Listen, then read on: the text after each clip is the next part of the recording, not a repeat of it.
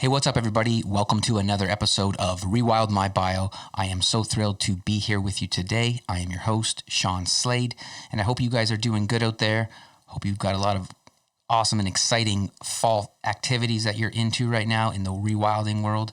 I myself have been out hunting for deer multiple times now. I've also done some small game hunting, and it is just really, it's become my favorite time of year to be out in the woods and just interacting with nature and connecting with where I get my food from. So, yeah, that's been me basically.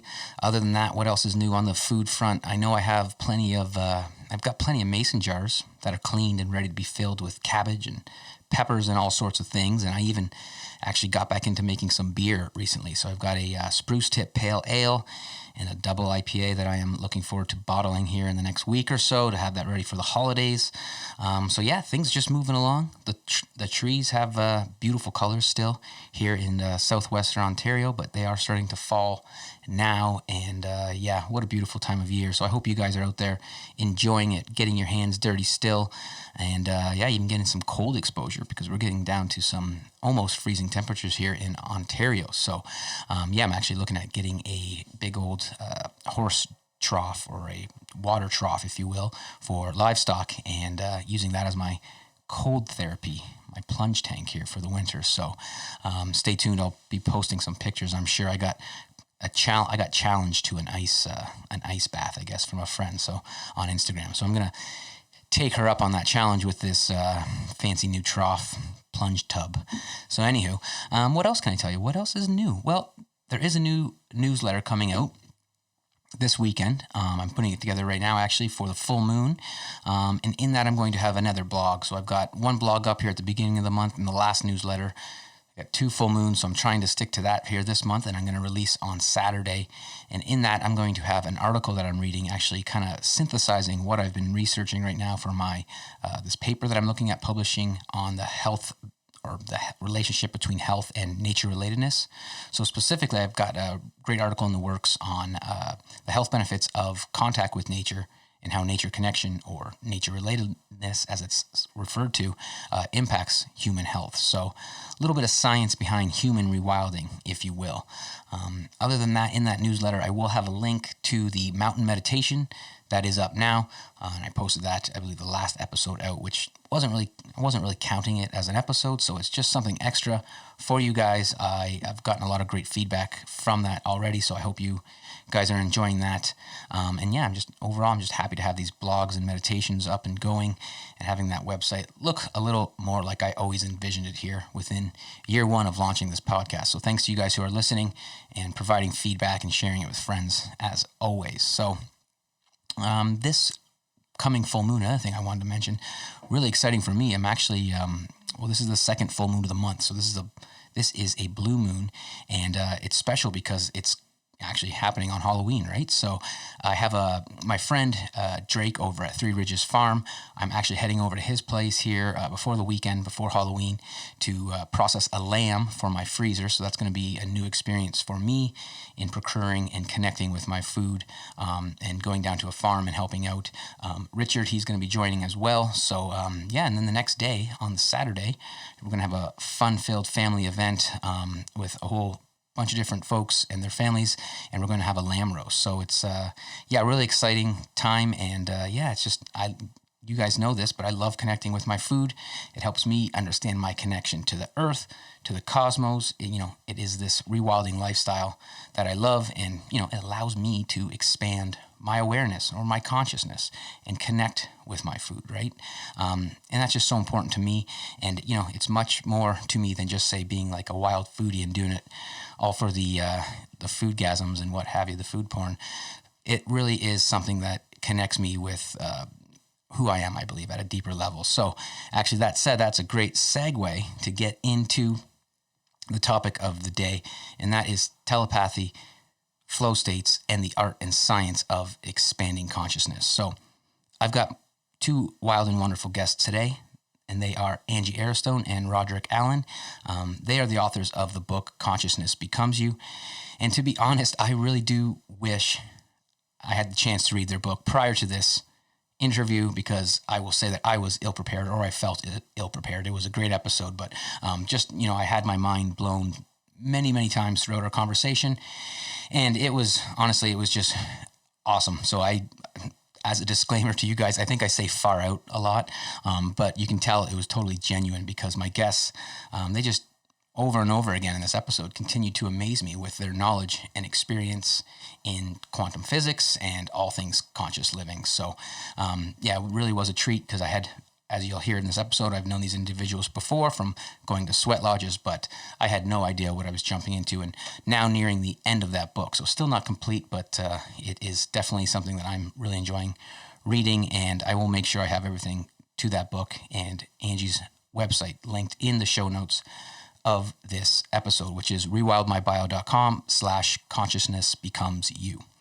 So some of you might already be saying, what does all this mean? What are these words? Flow states, telepathy, and it's actually something I think is important. And we actually end up, starting this episode off with some terminology that I believe is important to break down. And I also Angie shares her sentiment, and I share that sentiment regarding the current vocabulary that, around this stuff that sometimes maybe carries some like old world baggage, like the woo-woo stuff around, say, psychic or animal communication and all these things. So we addressed that in the beginning, which I think was good. And then we get way past that and dive deep into some of the art and science of this stuff. So I also say this because if you're a naysayer, I want to address this here again, because there's a lot of people out there that might be skeptical of this stuff, rightfully so, but please stick around, because, Angie and Rod's personal biographies and their research, and some of the research they've been a part of, I think is really, really interesting for a lot of people that might, sit on the fence as a skeptic in this regard. And please come with your questions, because I think this is a great space for it. So I, for one, as you know, am not a naysayer, and not to say I'm not a skeptic, but I'm of this specifically. I've been there before, and no longer a naysayer. And my quest for knowledge and these practices that help me expand my consciousness is kind of my purpose here. It really truly is part of the reason as to why I'm here, because I believe that through expanding consciousness, we're able to fully reach true health or optimal health, right? We sometimes look at so mechanicalized in the West that we're looking at, say, a sore back as something that's mechanical. We're not addressing necessarily that could very well be some type of emotional, energetic pains and things like that. So again, and if you've followed along long enough on the show, you definitely have heard many guests and many episodes talking about just that. So what else can I say about here today? Well, one thing I think is unique to this conversation is our topic around human nature. We're able to expand our consciousness by channeling certain brainwave, frequencies and whatnot. And I think it's interesting how the Schumann resonance is the same frequency our brain is in when we are in a flow state. So the Schumann resonance, is that vibration of the earth, essentially, or the resonance of the earth. So if we're out of sync with the earth's frequency or the Schumann resonance, we begin to, exhibit signs of discomfort, things like anxiety, insomnia, illness, all sorts of, suppressed immune system, things like this, right? Things that are important to know. However, if we're actually, we've discovered, or science has discovered, when we are in tune with this frequency, the Schumann resonance, which is 7.83, the body is able to heal and, increase vitality and be pro-life. So I just think it's really, really fascinating stuff. We dive into that today. And I also say this stuff too for, again, those skeptics, because this type of ability is something we all have. It's within our nature. So this can be done without any dogmatic or, say, new age spiritual beliefs. It's because we are human, we have this ability. So it's it's another reason I'm super happy to live, be alive in this time. And not saying that I need science to, say, validate this type of stuff, but it's just interesting is all to, be living in a time where Newtonian physics is kind of turned up, I'll not say turned up on its head, but at least has to take a back seat right now as we start to explore quantum physics and what this means for, human health and consciousness specifically. So it was a real treat to get to know these guys a lot better. We had a lovely walk down by the beach later, and I got to know them further. So just truly blessed and honored to have them share everything here in this episode. I would love to have them back, because now after reading the book, I've got lots more questions. And please stop by and check out Angie's website. all her courses and her coaching, everything that she offers is there. And again, you can buy the book, Consciousness Becomes You. We can buy that on Amazon or also on Angie's site. So please stick around at the end of the episode. I'll share all that there. And check out all the show notes at rewildmybio.com/consciousness becomes you. Enjoy the show.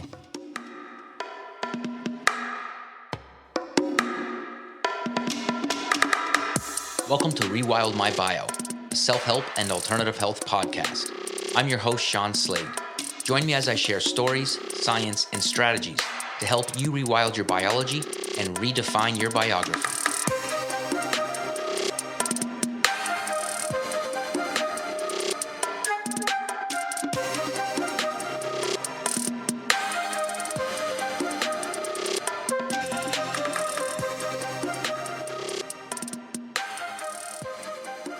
Just like that, we are on the air with Angie, Aristone, and Rod.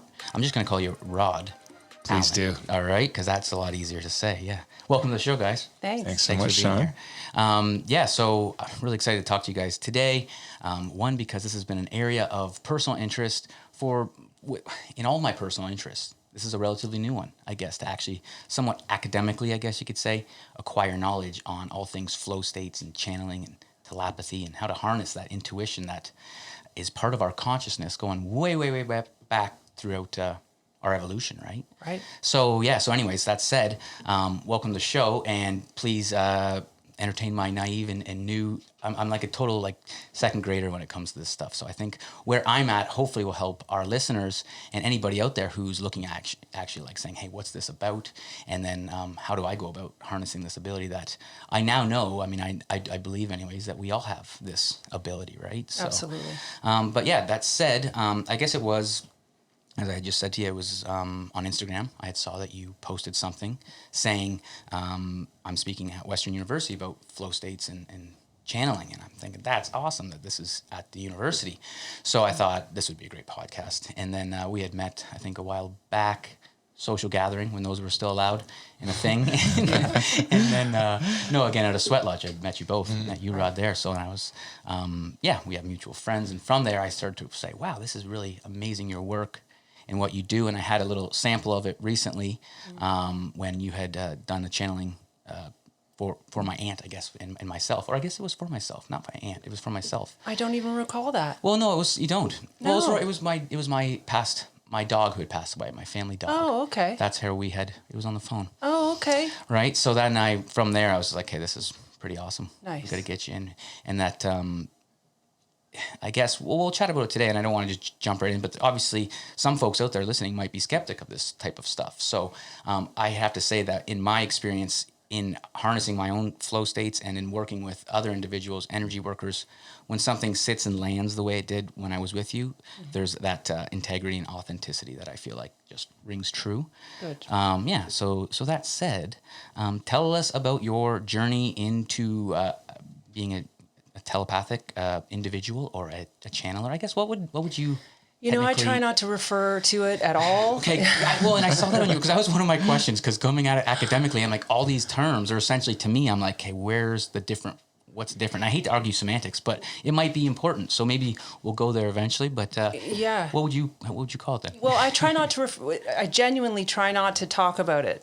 I don't like using the word psychic. I don't like using the word medium, and yet those are all things that are a part of the work that I do. Mm-hmm. So for me, the interest is more in understanding intuition via flow states than it is coming at it from some new age place of spirit guides and magic rocks. Like that, to me, that's not my interest. No, and after chatting with you about it a little bit, it seems that your grasp on things or your delivery of your programming that as well is very practical, right? Right. Well, I think it's more accessible, and there's no need to have a belief system. I mean, we are all wired this way, and everyone is capable of a flow state. Everybody is constantly pursuing them anyways. Right. So why not understand what they can do and what they can yield for you?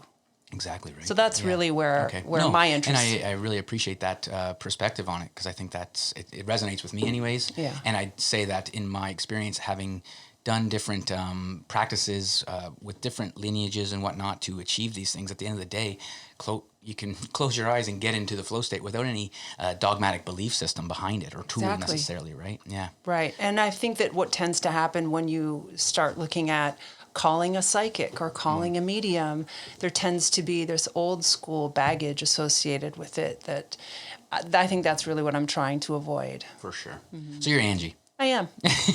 Welcome, Angie. Thank you. Yeah, no, that's way better. So anyways, tell us how you developed this ability within yourself and how you got to where you are, where you're working with clients and you're, creating programming and writing books about it. Right. So I had a very early experience when my kids were small, and sat down, closed my eyes to meditate, and had an intense and profound experience with my grandfather, who I didn't really have a lot of memories of. Things that came up in that experience, I then later checked out with my mom, and it just spurred more interest for me. And it made me sit down and work on having those experiences, repeating the experience day after day after day. I see. As I did that, that was sort of me doing my due diligence of, okay, what is this? Mm-hmm. How does this work? And why is this working?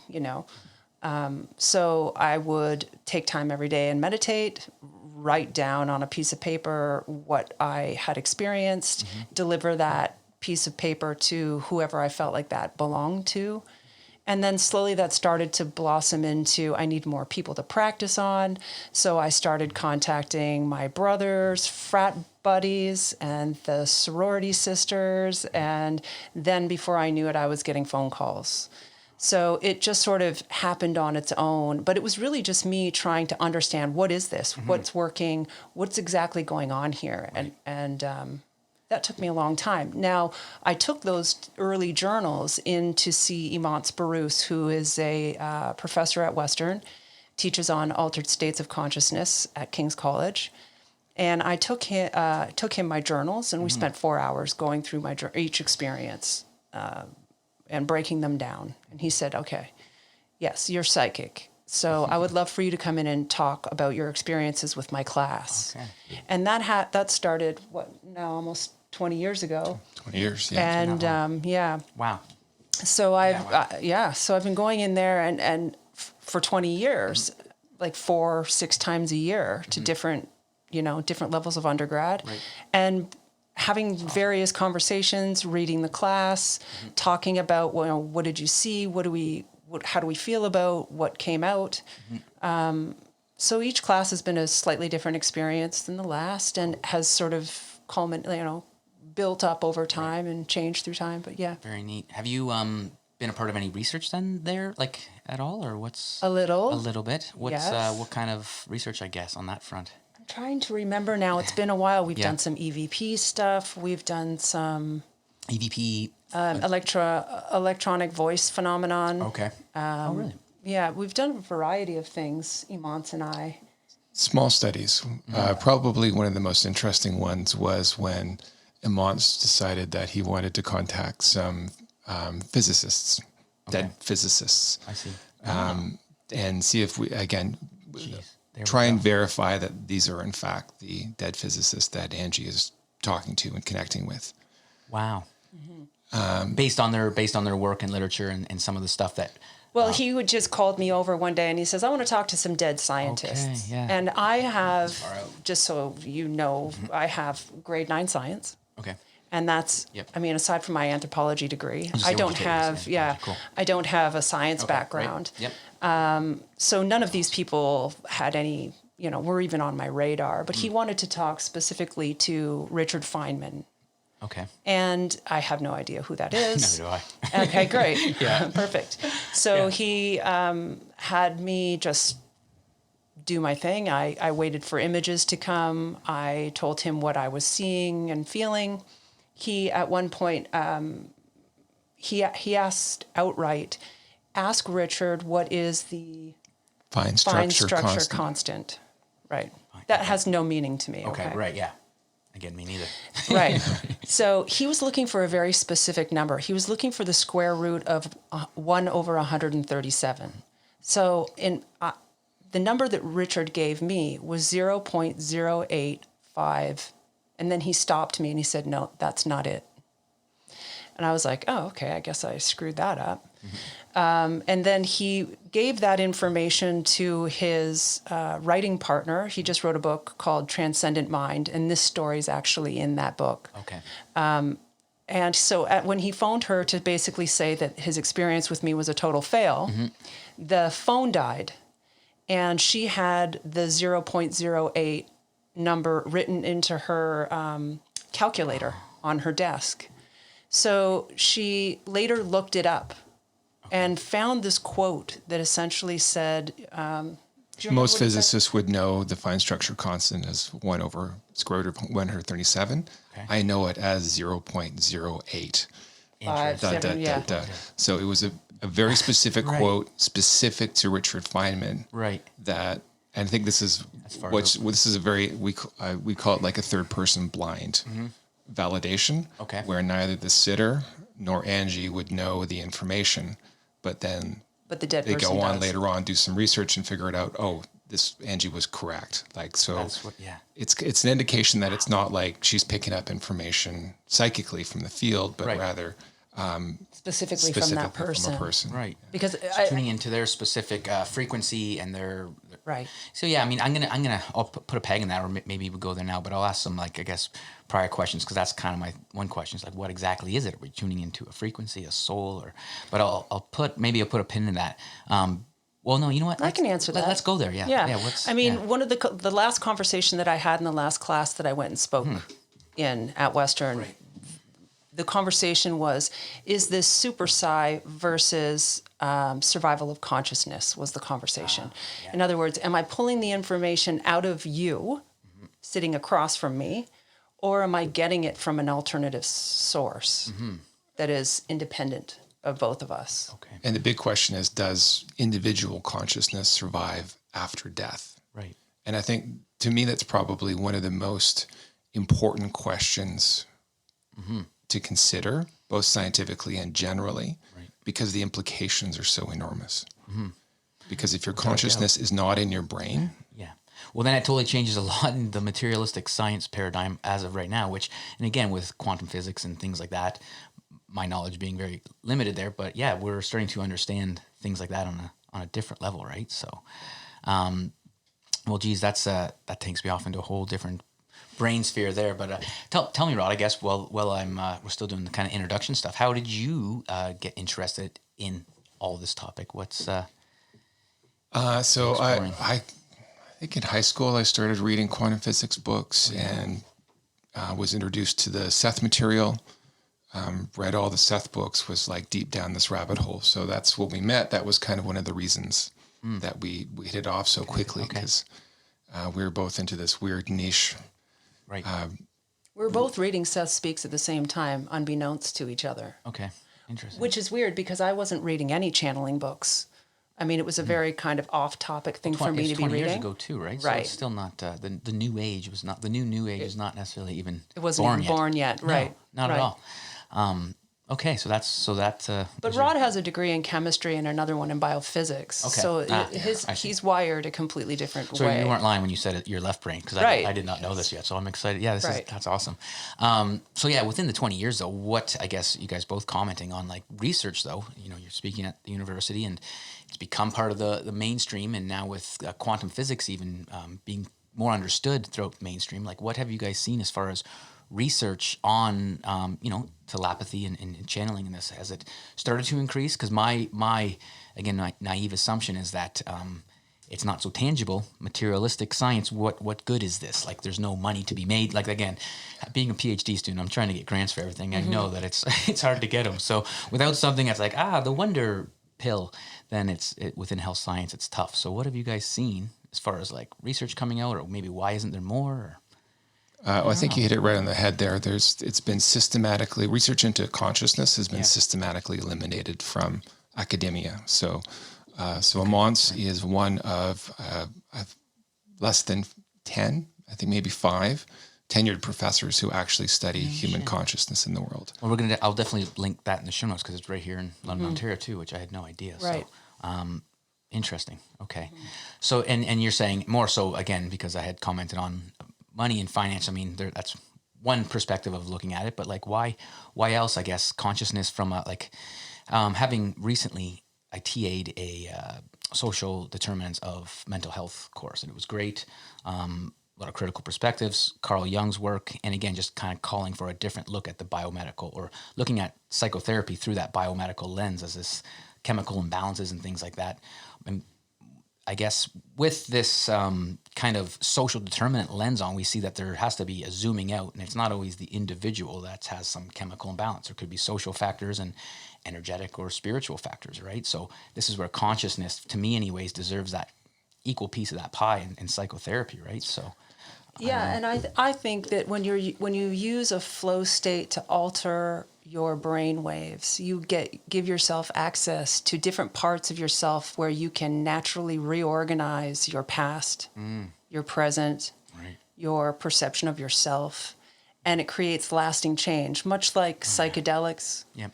Ayahuasca, for example, will take you into an altered state, which you can come to conclusions about yourself in those places that will last forever. Right. Yeah. Create lasting change. And I think that flow offers you that same thing. So in many ways, I think just exploring going in rather than going out right, is equally as valid and definitely as profound change-wise. And Amance has pointed out that there's a significant portion of mental health issues that are essentially existential anxiety. Born into a world needing money. I'm in the process of reading Sacred Economics by Charles Eisenstein, and just talking about that, existential angst that is requiring money to live, like it's some sacred thing. However, it's not so much. Well, it's money. It's that feeling like I'm trapped in an illusion where something isn't right.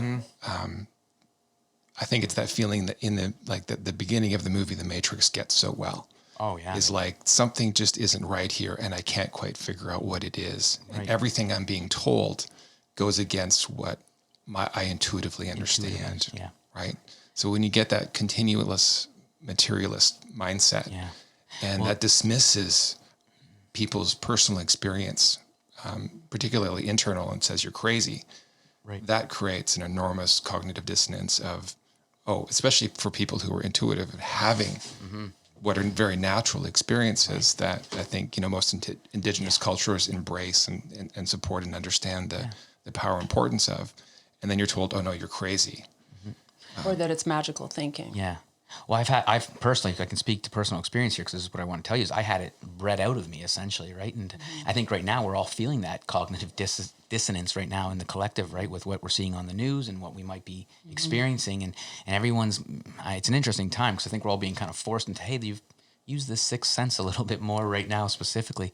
But back to like me being it bred out of me, it's, throughout like most of my younger years, like as early as I can remember, it kind of felt like, I was able to like watch myself in a movie and remove, and like, so if I was on the playground and playing with kids, and I don't know, I just remember I felt like things were a magnetic in some way towards me, and I was able to remove myself. And then I had a series of concussions and things that actually kind of like made navigating that space, like I could go farther out and zoom farther out, and it kind of made it scary as a kid, because again, I'm raised in traditional family in a small town, raised Christian. So this type of stuff, sounds... Well, as soon as you say that to an adult, what your experience was, immediately they freak out, right? Yeah. Yeah. Well, and I remember falling off the monkey bars in like grade 2 and seeing the white light. And I had actually explained this on another podcast, but it was brief second, went out of my body, came back, and that was it. And I mean, I don't think I told anybody that till later, but I mean, multiple concussions, multiple weird dreams. And then, of course, just getting into puberty age, chasing girls. Well, it wasn't until, I won't say plant medicines, but it wasn't until meditation and yoga where I started achieving flow states in there after meditation, and prolonged after meditating more often. And then, really for me, it was, I guess, in part the ayahuasca experience I had in 2014 that I believe showed me the way. Didn't necessarily like show me how to get back there or anything like that, but it's like, hey, this is totally possible here. And then Burning Man experience was like a training ground for me last year in that regard. So again, I guess it's been about a 10-year journey for me, relearning this innate ability of us all. So yeah, I guess maybe you can speak towards how can we start to, I guess, recognize maybe when we're in these flow states. Okay. If we can get practical a bit. I don't know. Yeah, absolutely. So I first want to just sort of say that, your first 7 years, you're deeply intuitive. You're very plugged into yourself and the world around you, unless you have a very traumatizing childhood. But a typical child is going to be very intuitive until their ego develops. So your beta brain waves don't actually, beta brain waves being the brain wave that is indicative that you're in your ego. Right. You're thinking rather than and until that point, it's alpha brain waves, which is the flow state. Exactly. Right. Okay. Right. So it looks like from that research, it looks like we're in flow as children all the time. Which is a psychedelic experience. I mean, it must be, right? It is. Totally is, yeah. But then you go to school, you train that brainwave, you entrain that brainwave. Mm-hmm. You really grind it in by adding to your storehouse of knowledge, with facts and details and school and study and all of that. And you start to really focus a lot of your time in that beta brainwave. Okay. Our entire society is built for the beta brainwave. Coffee, nicotine, get shit done, 9 to 5, grind, me versus you, competition, ladder of status. These are all beta brainwave behaviors. Education and industry and everything. It's the base of the matrix. That's what it is. Yes, without a doubt. So when the entire world around you is built for your ego, which also when you're in your ego, you are separate from and you are not intuitive.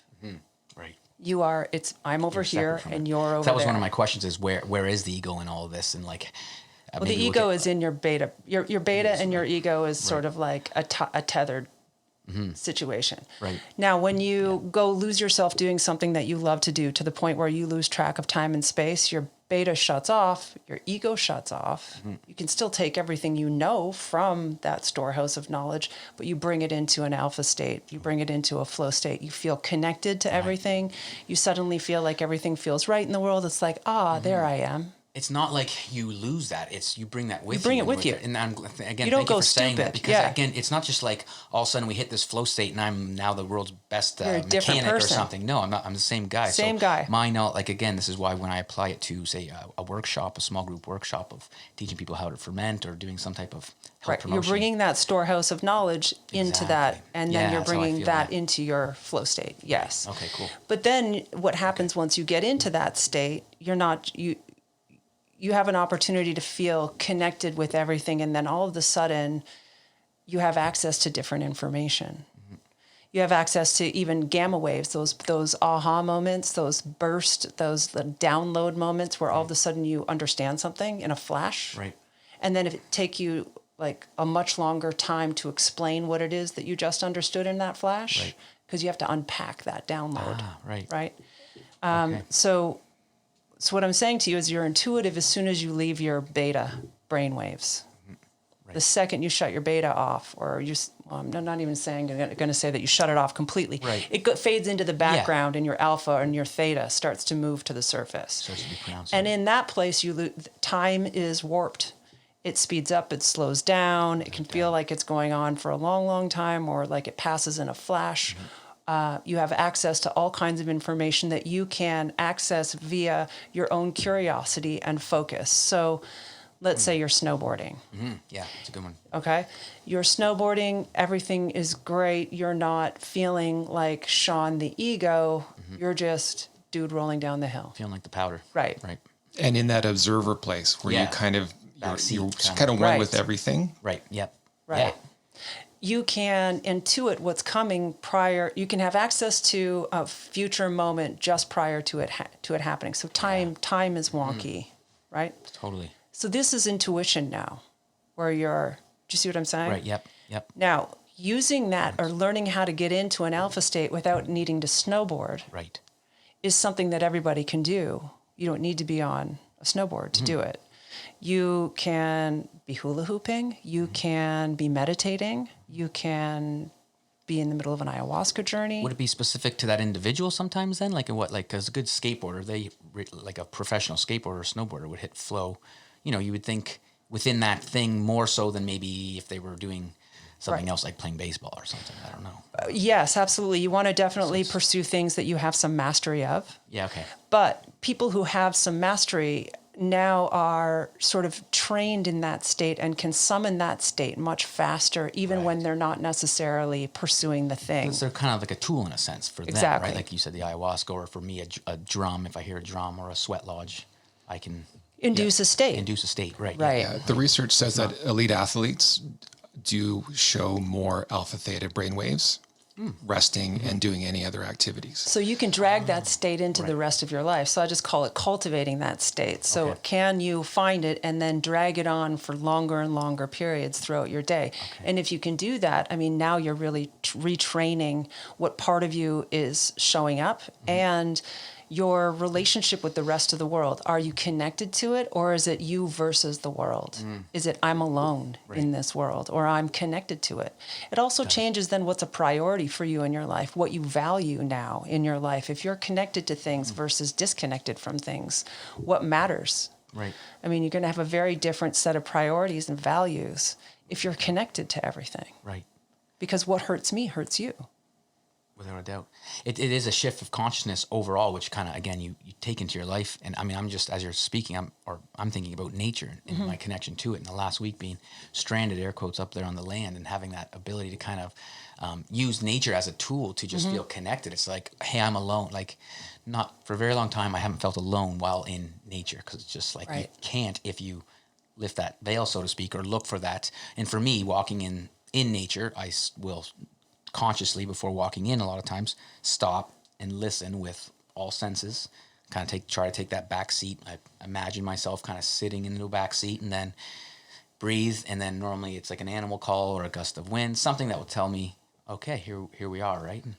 And the most effective brainwave entrainment method, I think, is nature. Nature, yeah. So that's what I want to kind of chat with you about, is what was it when you were developing this that was your tool? Did you have a tool, or what worked for you? For me, it was curiosity and focus. To have you know how when you are in a flow, like when I roller skate, when I feel like I'm 7, because I loved to roller skate as a child. And what happens is that part of me comes online that doesn't think it knows everything. That part of me that genuinely wants to know, that doesn't think it already has the answer.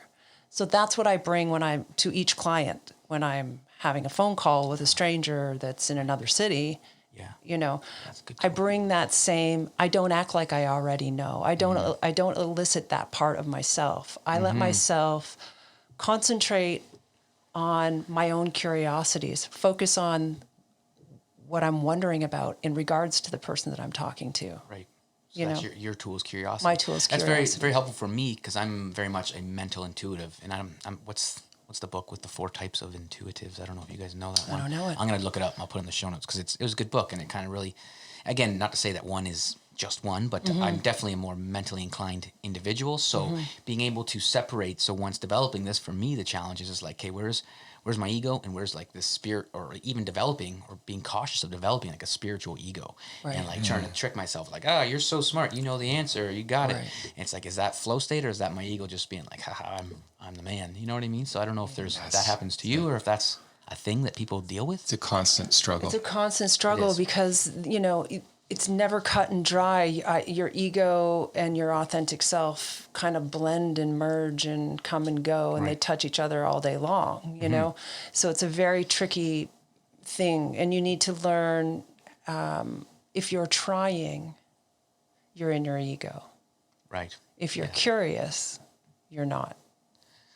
You said that, and it's just, it's a goosebump maker for sure, because I would say, that's my experience of it, right? Yeah. So to me, that's the short answer. Yeah, that's a good answer. To help you discern. And I've asked that question to other people when talking about the ego and psychology and that, and I think or just consciousness, it's like, how do you know the difference, right?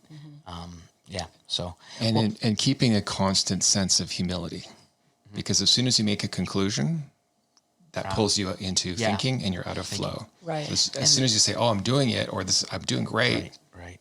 Pulls you out. That's been my biggest thing ever since starting to meditate, is just don't figure this out. go to these places maybe. And so for me, it's become more visual in recent years, but felt sense as well when, say, doing like a shamanic journey or some dream work or what have you. And it's just I guess just for me, it's a visual place. But as soon as I start to go, oh, that's there, and I know that's there, then it kind of pulls me back out of that, and it's it's interesting. And I've done neurofeedback training before where I've kind of tried to access this state, and it was interesting. As soon as I started to like ego Sean start to look around in these places, and then it was like, oh, you hear the noise on the machine going bing, bing, bing, get back. Yeah, as soon as you analyze, conclude. Yeah. Which again, being a thinker type person, it's just like how does one find the tools, or how can I hack this stuff a little bit better? Well, you have to be open to the fact that Ego Sean's going to come online every once in a while, so let him come online and let him know also it's time to like go take a seat. Right. You know? Nap, yeah. And so for me, oftentimes what I do, and we talk about this, like how can you tell when you're in and how can you tell when you're out? Well, if you're trying, you're in your ego. If you're discerning, you're in your connected mind. You're connected. I see. If you are invested in the outcome, you're in your ego. If you're allowing, you're in your connected mind. If you, what are the other ones? Why are they escaping me all of a sudden? Desirelessness is important, which relates to, again, letting go of the outcome. Right, and not striving. Exactly. Which is so foundational to like meditation. So really, I mean, and I think maybe most people, I don't know if most people listening, but my assumption is that meditation is one common way I think people are experiencing this now because more people are meditating, right? You know, even mindfulness meditation, and that I think more people are doing that. So achieving this and maybe not even knowing that this is what they are. Well, you know what I think? Training, right? Yeah. All of the research we've done over the past 20 years into which now connects flow, mediumship, telepathy, channeling, it's all the same brain state essentially. Right. Alpha waves show up, or alpha theta. Alpha theta. Shifting in and out of alpha theta. So I think an important distinction is that like meditation is hard, and it'll take you a good week or a month of a lot of meditation to get into a deep theta state. But there's simple things that you can do that will catapult you into that state almost instantly. Right. So, if you add an element of risk, so of skateboarding, snowboarding, there's sensory immersion, there's an element of risk, there's a playfulness, a creativity. Those are forms of meditation. Right. And I think a lot of people get stuck in, I need to meditate more, I need to be more intuitive, and they get frustrated without realizing that, if I just go and garden for 2 hours, that will benefits. get So true, right? Yeah. Yeah, no, and that's just it. It's not a one size fits all thing. So I'm just thinking in my time of like health coach and getting people healthy, sometimes just achieving that flow state and getting out of their head is what's going to help them lose weight, reduce inflammation, fight that disease or what have you. But like, so just having people exercise in the gym, I realized it was kind of futile after a while when it's like sitting under a tree and just having a good conversation, a good laugh because they haven't had that in a while. And again, that's put you right into that state again, right? Well, whatever your thing is, and it's for different people. Right, some people knitting. It's again, it's this constant. You need a constant attitude of play to see what's going to bring me into connection and flow today. Right. And it could be something completely unexpected. And what worked for you for 10 years might not work. One day might not work ever again. Right. Which I had said to you, just based on life changes and traumatic experiences that I had, or life experiences, it was, it was kind of, I realized it was like riding a bike, but what worked before didn't work anymore. So like, again, talking about fermentation, it's just doesn't do it for you anymore. Doesn't make me shine like it used to, right? So, but what makes you shine now? Right. Well, exactly now. I mean, thinking about nature connection and forest therapy and all this stuff now is kind of what. Then that's the direction you go. Brings that out, right, and go with that, right? So yeah, it's just it. It's neat to, I guess. Traditionally, sometimes people might think, or I might have thought that it's, there's this one specific way in this lineage to get you to this, right? But so that said, because you had mentioned it, and I did want to chat about it, was going back to Instagram again, but I had seen pictures of you guys at Burning Man, and I had been there. We'd been the same year, didn't run into each other though, in a city of 80,000, I guess. 70. Yeah, something like that. It's a lot of people. So I mean, it makes sense. We did not cross Which is a little bit That would've been- surprising because the synchronicity of Burning Man is insane. So who knows? because Maybe we've met so many people randomly there, Oh, right. who we know from life, Right. and the chances of us actually meeting them are all close to there. zero, but it happens repeatedly. That's interesting. Well, maybe we did and we just didn't realize it. Exactly. Well, I don't think we knew each other then. though. No, we wouldn't Yeah. have. So how would we have Yeah, we known, wouldn't right? have So even known. let's just say that maybe we did. Right. But no, so I mean that's I had mentioned it as a training ground for expanding consciousness, or so I had treated it when I was there, anyways.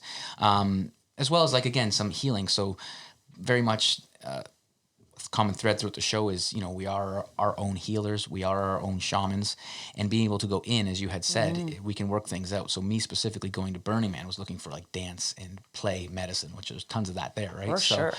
So there I was, like essentially walking out of what I would call this black hole kind of void that I was in for a couple of years, where I don't even know, it was probably a flow state of itself, but it was interesting is all.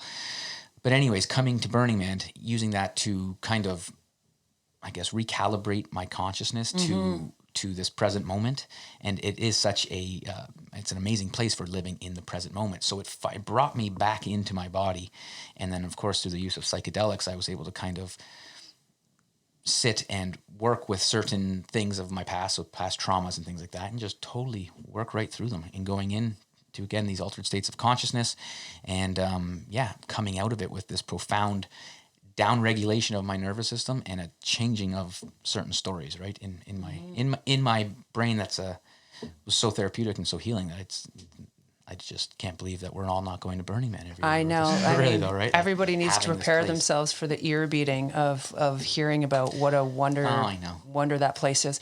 But And not to mention the techno music that's loud and thumpy too, right? it's just, it's home. Yeah. It's a wonderful, It is home, wonderful right? home. Or Disney karaoke, if that's your thing. Yeah. You'll find that there too.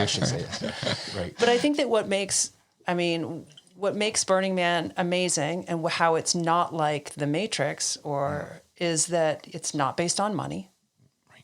It's not based on, if you do this, I will do this. It's not based on conditions, right?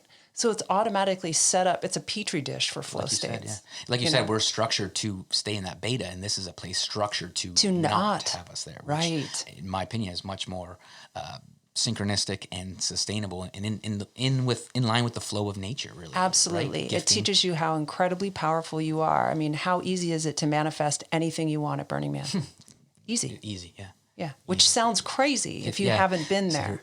It truly does. Yeah. But we started collecting stories, actually, of synchronicities from Burning Man. So we have about 35 or 40 stories. Everything from wanting to meet P. Diddy to wanting to fly out of the playa on a plane. Oh, right. Yeah. Cool. All kinds of things. To finding the lens for their sunglass on the playa, like days later. Wow. Yeah, right. What are the chances of that? No. Buried in the sand, So This should be a book. The only reason why it hasn't become a book is because you're not supposed to profit from Burning Man. Oh, of course, right. So I'm sitting on these stories trying to figure out. There's the bookstore there. I know they have the library. Even just right. Oh yes. put it on the shelf there. Yeah. That would be awesome. Someone picks that book up. That would be cool. That's a great book. That's a great place to put it. Yeah. Yeah. Oh wow. Yes. So Burning Man has to me, it's like a week of medicine, isn't it? Oh, it was.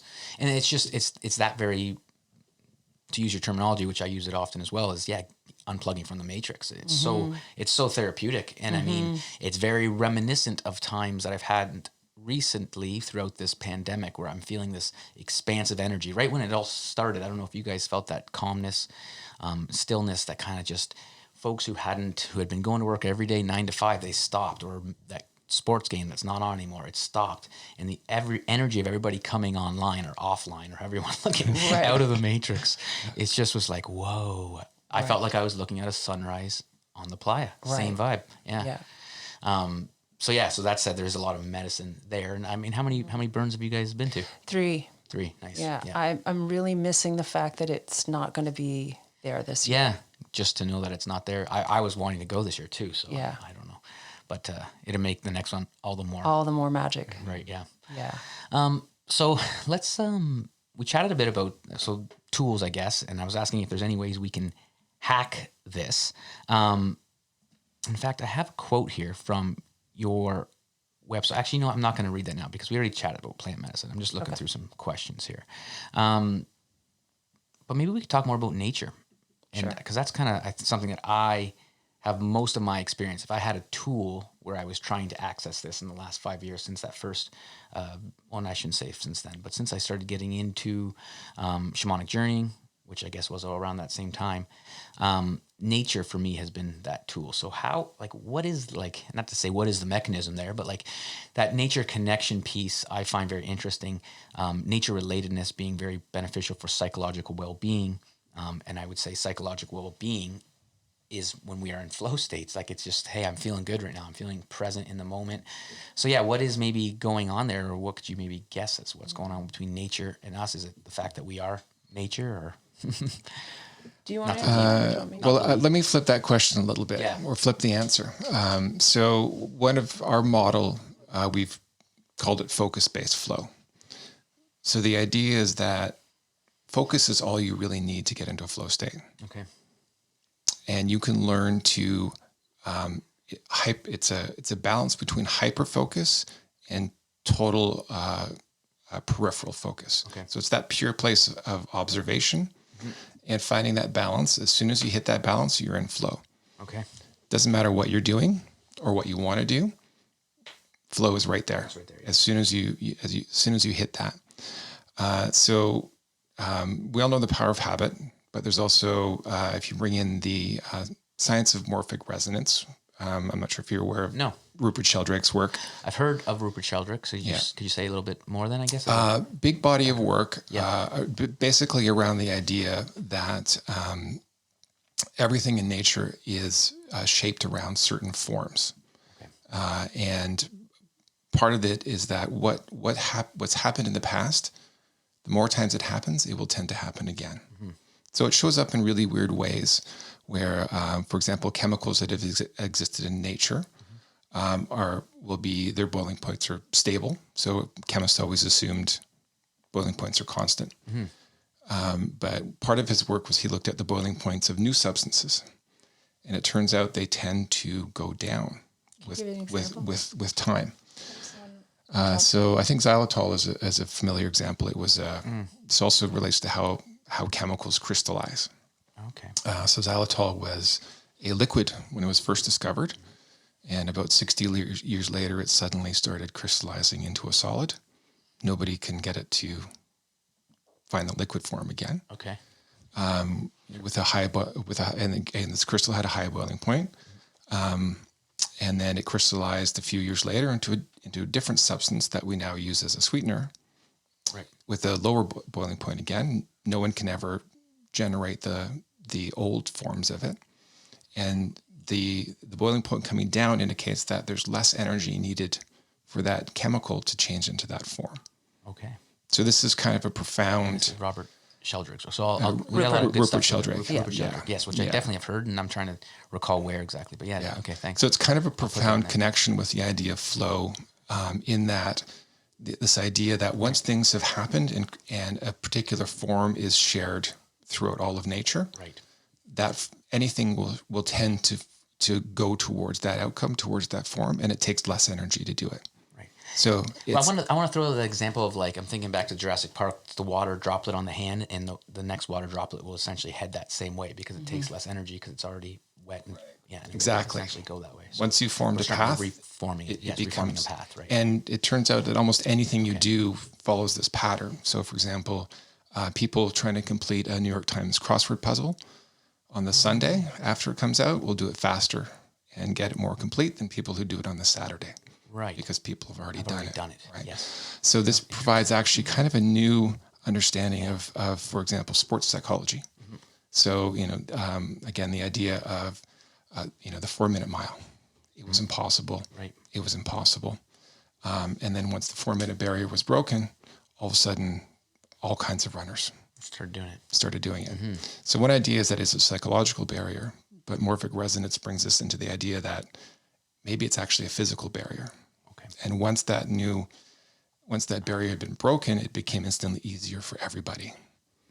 Right. So this connects with the whole telepathy, mediumship idea, in that if these forms are shared, right, and throughout nature, right, then so if essentially the more people coming online and say practicing this type of focused attention, right, then the easier it gets, The for, easier it everybody. gets for everybody. Yeah. And I've heard before, now having a Gaia TV membership, I've watched lots of crazy things that are saying that we're here. And I mean, of course, many authors and people that I've read is saying the exact same thing, that we're kind of at that tipping point. And then looking at what's going on in the earth right now, and us, again, being called to trust our intuition, is just interesting that we're here sharpening these skills, right? So Yeah, I think we're at a very big tipping point. But for you, for anyone personally as a tool, the idea is that it doesn't matter what you do to get into flow, whether it's cleaning the kitchen or taking a walk in nature or doing a sport. Doesn't matter. Whatever it is, the more time you spend there, the more that becomes entrenched as your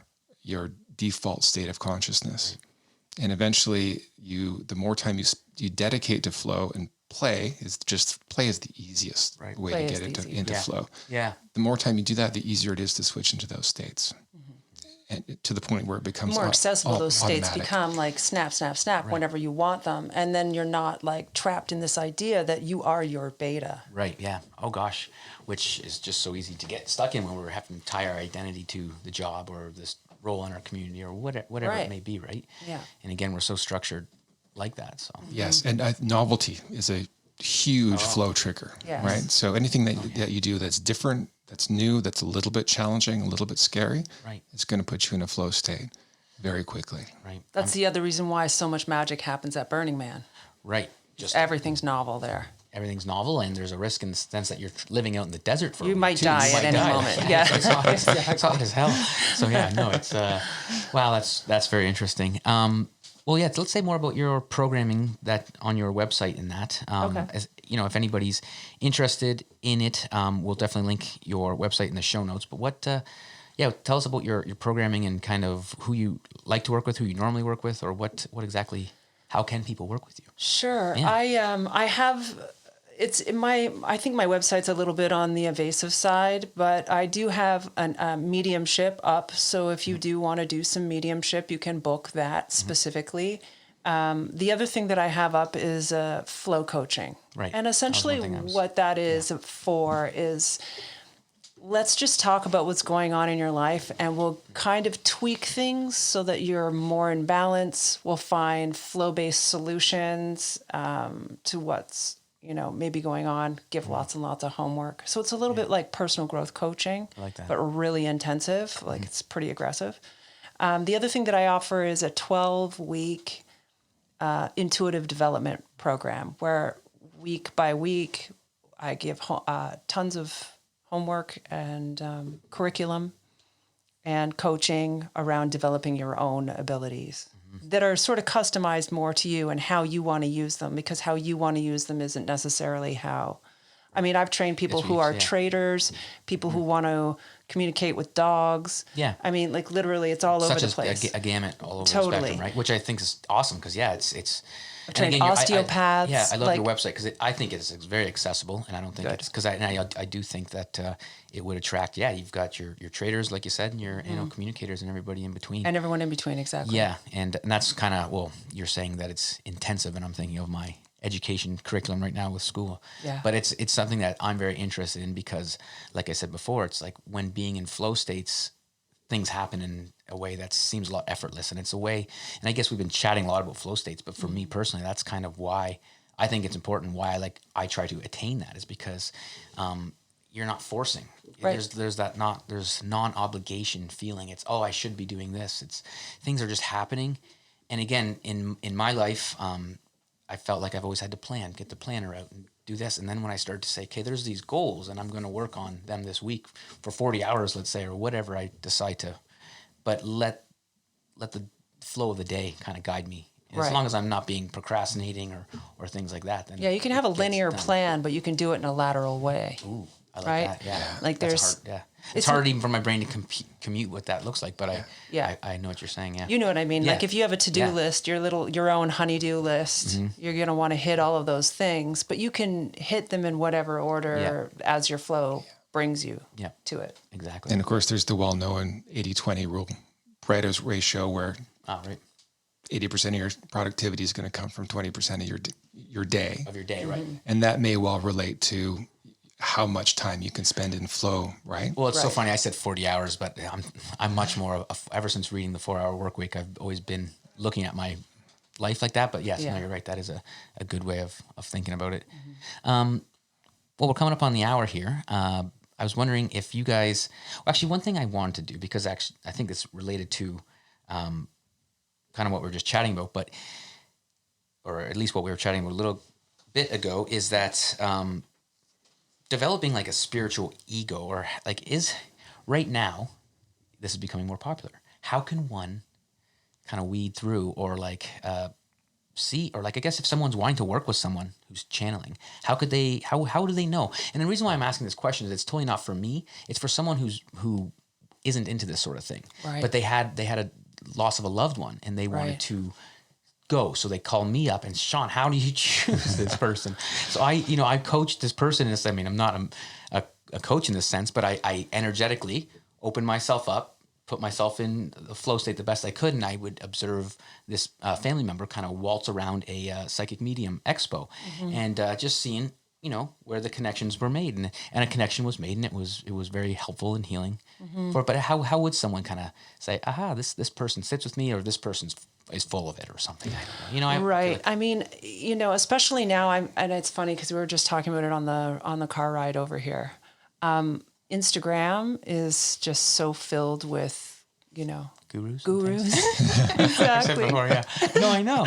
That I'm not so sure that that's the place to look. Okay, good. Yeah. I would go via referral. Yeah. If there's someone that you know has had a good experience with somebody, go to that person.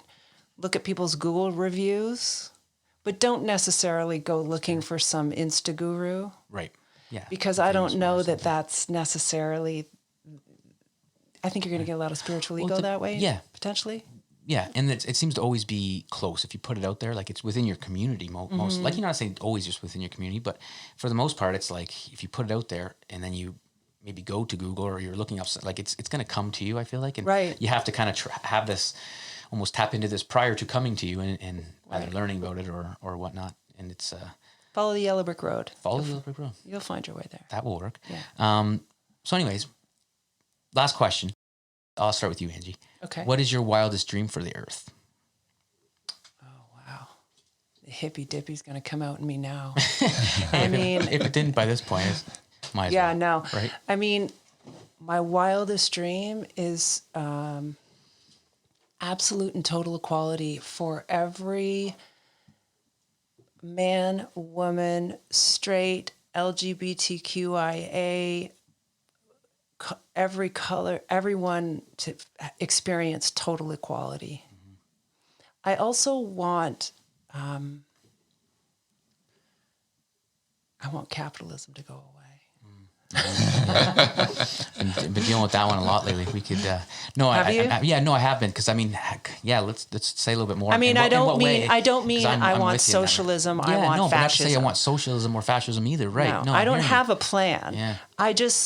I don't want a money-based living anymore. Well, this is why I said I was just reading Sacred Economics. I don't know if you've I haven't read it. Okay, well, this is for me, having a business and economics degree and understanding economics, realizing that money and greed might be the root of the evil within this capitalist system. Yeah. So maybe hate the players, not the game kind of mentality. I sometimes think. hate the game too. But the game is rigged. And to your point about equality, it's just like how can we do that with this current system? Some people have individual wealth and profit. They're not going power. This is what I've been saying. Not going to give that up. So not to say that capitalism, like if we could have a level playing field, and then, but again, even then, no, because money's a piece of that, and what we do for that becomes interesting. So. Yeah, Sacred Economics. It was I'm going to read gifting, because it's all about gifting economy, right? Yeah. So talk about Burning Man again, right? That's not that hippy dippy at all. Okay, good. Beautiful answer. Thank you. And that's just it. This stuff I hate. I probably said far out a few times because that's just the word I use to explain. One of my favorite phrases. Right. But it's just like, oh, here we go. Sounded like a bunch of hippies, but no, I mean, but here we are also at the same time. Speaking in front of universities and scientific research in all different forms being done, and hopefully will continue to be done. So I think it's not all that hippy dippy, in whatever. Not anymore. Good. And there's Not so anymore. much science out there that is so conveniently ignored. And it doesn't even necessarily have to be science. Go and experience this. Live in a flow state for yourself, right? That's like, I've been trying not to, at least lately anyways, with some of the science going out, to rely on science and say science says is just anymore not good enough for me. And I really do think to go experience it for yourself. Absolutely. That's plenty Yes. enough for me. So, Yes. Rod, what's your wildest dream for the earth? First, I should say I'm very hopeful that we are at that tipping point, and that I know from the absolute magic of what happens when you're in a flow state and you get out of what we call survival consciousness. That I am absolutely convinced that the new earth and how quickly it will manifest will be far beyond any of our wildest dreams, and better than we could even possibly imagine at this point. And I'm so hopeful because, again, I think from our perspective, so many issues disappear as soon as you start living a life in flow, because you automatically become peaceful and compassionate and have an abundance mindset, and you see solutions that benefit everybody involved instantly. And it's simply getting out of that ego-based survival consciousness that says I have to hoard, I have to gain power, I have to gain prestige, I have to take over resources and control things. And as soon as that consciousness starts to dissipate, so many issues disappear automatically. Right. It's interesting you say that. And I think back to my recent couple weeks in having this 28 acres of Canadian Shield, and it's easy to sometimes slip into thinking, oh, it's right now, it's that survival mindset. I can just stay here. I'll live out my life.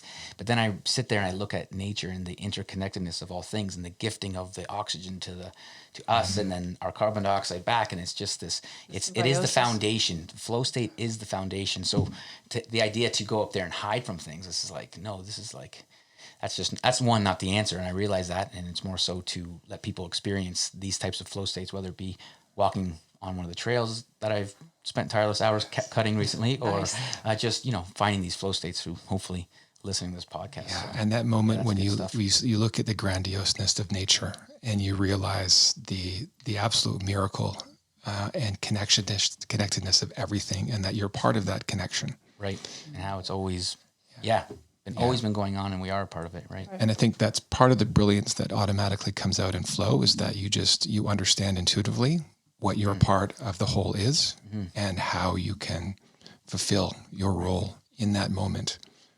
Without a doubt.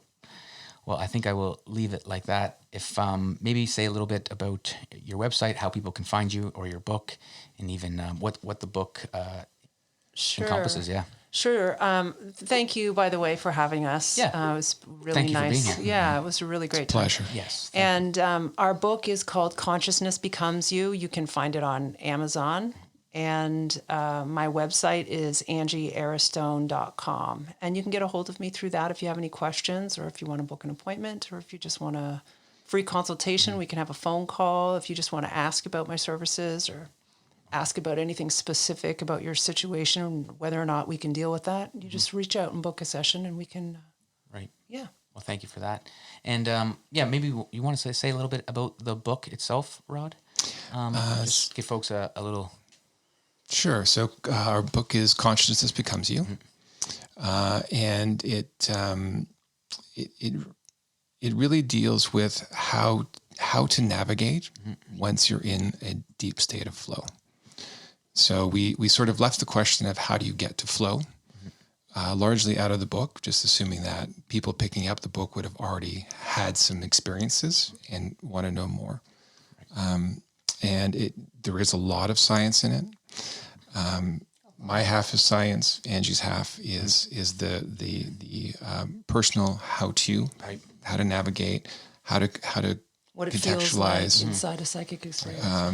And it partly deals with sort of breaking down limiting beliefs one by one that tend to keep people out of flow states and in fear of their own connection and own without a power. doubt. That fear is a thing. This is why you guys brought me the book. Everything you just said is like got my name on it. So I'm gonna fit it into the schedule here without a doubt. Perfect. But so thanks guys for being here. And thanks again. Yeah, thanks for coming out. Thank you. And thanks to everybody listening. If you guys enjoyed this episode, please share it with a friend and stay wild.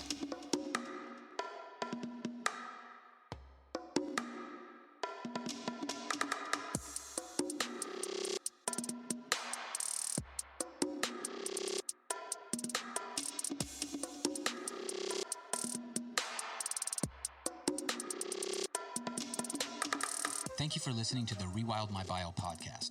Please subscribe to the show and leave a 5-star rating if you have enjoyed this episode. I have so much gratitude for all of you who continue to share this show with your friends. It really does mean so much to me. If you want more content from Rewild My Bio, then please check out rewildmybio.com to find previous episodes and sign up for the newsletter. In the newsletter, I share blogs I have written and reflections from my current health promotion research. Please follow along on Instagram and Telegram with the handle @RewildMyBio and on Twitter @Sean Slade. Thank you so much for listening, and until next time, stay wild.